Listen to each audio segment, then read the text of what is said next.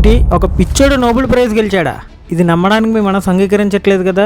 కానీ ఇది John Nash యొక్క రియల్ లైఫ్ స్టోరీ. అతను ప్రపంచాన్ని ఆకట్టుకునే గణిత సిద్ధాంతాలు రూపొందించాడు. అయినా అతను మానసిక ఆసుపత్రిలో చికిత్స పొందాల్సి వచ్చింది. అతనికి పారానాయిడ్ సిజినోఫెర్నియా వచ్చింది. జాన్ నాష్ హెలోజినేషన్స్తో బతికాడు. తన సొంత భార్యను కూడా సందేహించే స్థితికి చేరాడు. 1 సెకండ్, లైక్ చేయలేదా? కామెంట్ చేయలేదా? కనీసం తర్వాత షేర్ అయినా చేస్తావా? సపోర్ట్ చేయి గురు. కానీ తాను అసాధారణంగా ఉన్నానని అంగీకరించాడు. ఆత్మవిశ్వాసం కోల్పోకుండా స్లోగా ట్రీట్మెంట్ చేసుకుంటూ భార్య సహాయంతో అతను తిరిగి గణితంలోకి ప్రవేశించాడు. 1994లో అతను నోబెల్ ప్రైజ్ గెలిచాడు. మనస్సుతో పోరాడిన ఒక యోధుడిలాగా.